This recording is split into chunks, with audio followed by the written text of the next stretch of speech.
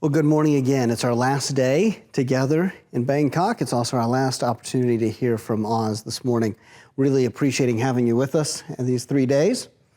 Today, we want to look a little bit more toward the future. And Oz, you've always had the ability to discern the times and almost an uncanny way of looking toward the future. And currently, a lot of our pastors are wary. I think it's true also in non-international churches, but definitely in international churches with COVID. Many people have left. Sometimes finances are down. Not sure what's going to come next. One of your books says in its title that you wanted to help us seize the day and discern the times. Well, how do we do that right now? And do you have any encouragement for church leaders in the international church during these difficult times? Well, for me, the biggest challenge of our time is what's called the civilizational moment.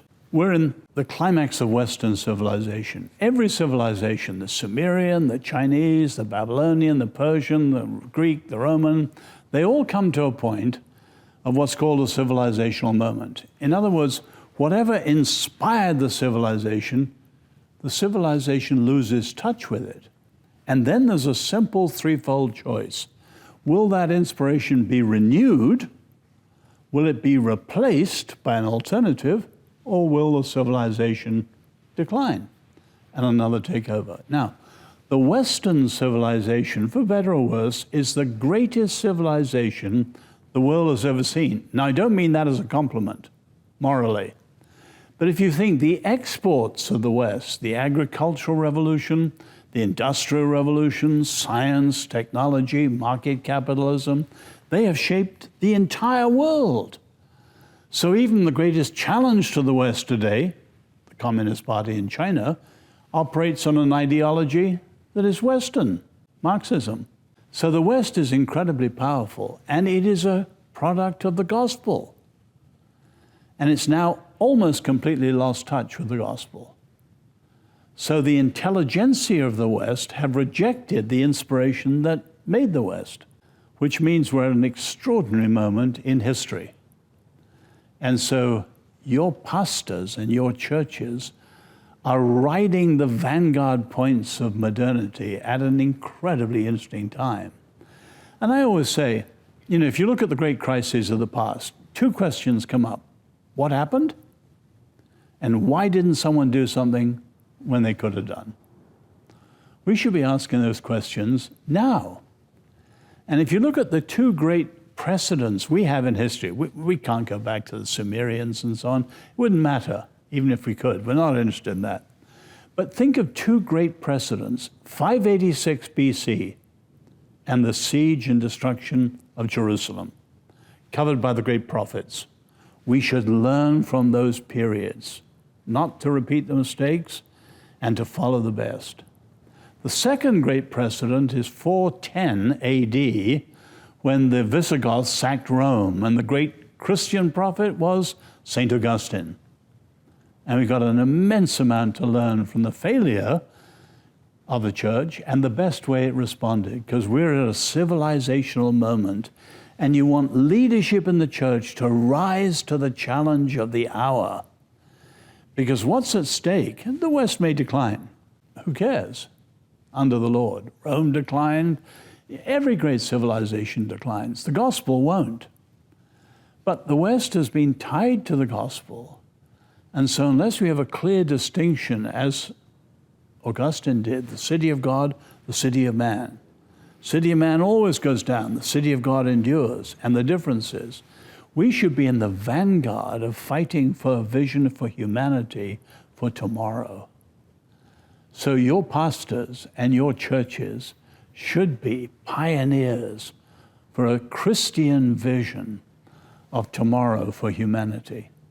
You said a moment ago that we've lost the connection to the gospel that had so much of what our Western civilization is rooted in. I'm thinking about a number of our churches, obviously not all, but are in the West. I myself live in Norway, as you know, a place that is decisively post-Christian. Now, many Norwegians will tell you they're Christian, and in the next breath, literally say that they don't believe in God, but still claim to be Christian. How do we, in those contexts, reignite a passion or a connection to the gospel when I would say the general culture feels like they've outgrown it.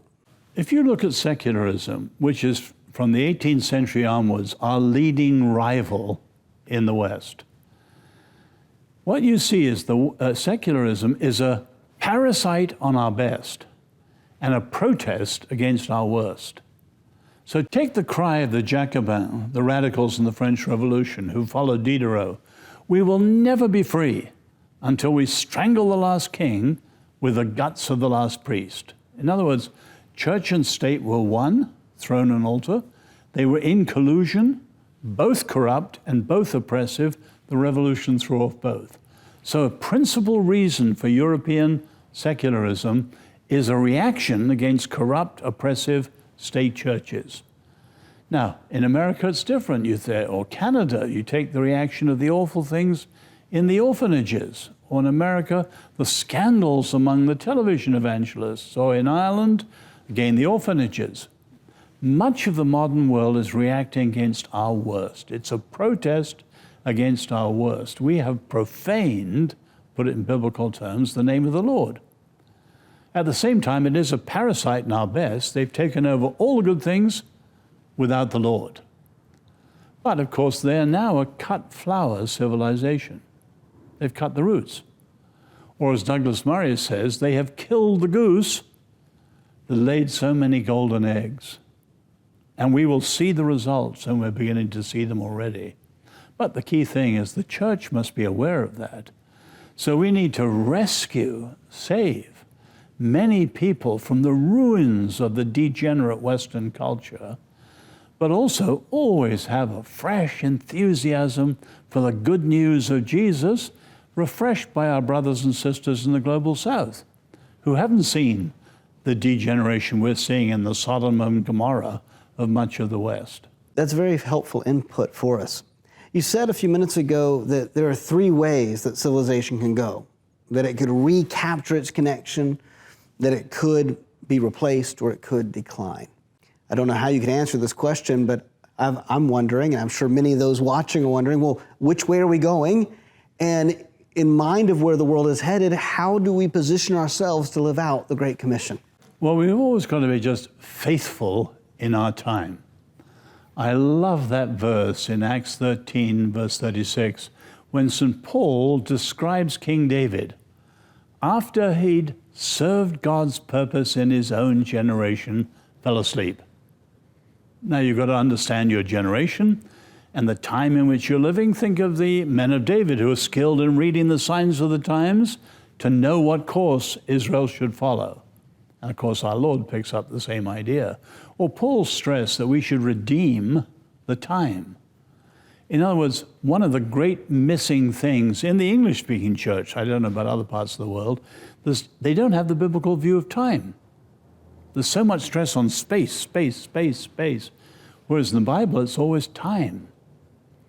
So we've got to have pastors and leaders who understand the times and know how to relate the scriptures to the times of today.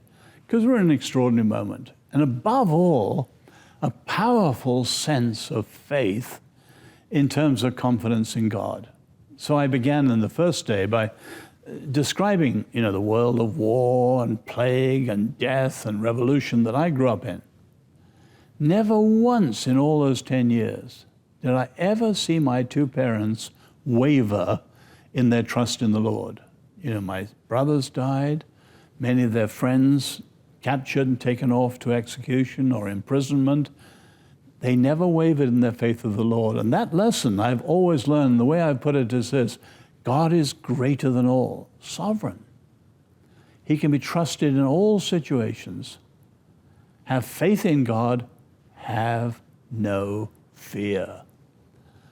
So I've met too many pastors in the last year here in America who are demoralized, want to retire early. No, these are incredible times. Have faith in God, have no fear. We are the guardians and the champions of the best news ever. Well, that's a good word for us today, Oz. My last question for you today. We hear a lot about the idea of a Christian worldview, but I have found that sometimes means different things to different people when they use that term. We want to be people who love God with all of our minds. Minds that are being sanctified, that are being redeemed, renewed, that are being conformed to the mind of Christ. I don't know anyone else other than you who is a better example of a Christian intellectual. What advice do you have for us as we endeavor to lead not only in word and deed, but also to lead intellectually? Take our friends the Jews. They put a high price on thinking and questioning and on literacy and on study. And you can see, the simple fact the Jews have more Nobel laureates than anyone else in the world, although they're a tiny little group of people. They really practice a biblical view of loving the Lord with everything, including your mind. Now, our Lord adds mind. Deuteronomy didn't. Maybe because we evangelicals needed it. And evangelicals often have not been good at that. And we're afraid that education might lead us into liberalism and doubt and all sorts of things like that. And we need to be unafraid to think Christianly, because God's truth is everywhere, and all truth is God's truth. And so we need to be unafraid to think. But here's my point, David. In our world today, the great biblical truths of the Scriptures, above all, the difference who the Lord is, so different from the Eastern religions, so different from secularism, decisively, fundamentally different. The Lord that Moses meets at the burning bush, who's the Father of our Lord Jesus. Start there with the uniqueness and awesomeness of God. And then you go down to humans made in His image. And then we're in a postmodern world, the importance of truth. Then the power and preciousness of words. And then the distinctiveness of freedom, biblically, or justice, or peace. In other words, these great biblical truths, they should shape our hearts and minds until we see the world that way and think and speak that way. And then we will be expressing a Christian worldview. It's not like a doctrine you learn. It's something that becomes us as we immerse ourselves in these great truths, beginning with the burning bush and who the Lord is. Oh, that's wonderful. I'm glad that I get to watch this again because I'd like to be taking notes on what you're saying right now. So now I can do that when I'm in Bangkok. Well, it's been wonderful having you with us. Do you have any last words you want to share before we close today? Christians are natural conservatives because of all that the Lord has done for us in the past. Ebenezer, to this point, the Lord has helped us. But we need to remember we should also be, in a proper sense, progressives. In other words, we're looking forward in hope to the Messiah coming again. And even in our own lifetimes, we're reaching out and striving and reaching for things that we haven't yet seen. And we want to. So Christians should be both conservatives in the best sense of the word, not stick in the muds, but genuinely conservative, but also genuinely progressive as we're seeking to bring into the world this world of the future, which we know will only be fulfilled when the Messiah comes. So I'm hoping that Christians will not just be reactionaries, but conservative and progressive, because our Lord is the Lord of the past and of the present and of the future. I love that. It almost sounds paradoxical, and yet it's so true. Well, thank you again for your time these 2 days. It's been great having Oz with us. One last book I want to share with you, one of my favorites. It's called Fool's Talk, and it's a book about recovering the art of Christian persuasion. And for those of us that often deal with people who may already think they know all about Christianity, may have grown up in a Christian culture in the post-Christian world of the West, this is a great help for helping us to think about how we can better communicate the faith to those people. We look forward to the rest of today and being together. We thank Oz for being with us, for your continual support of the International Church Movement, and we look forward to seeing you again soon. My privilege. God bless you at the global gathering. Thank you.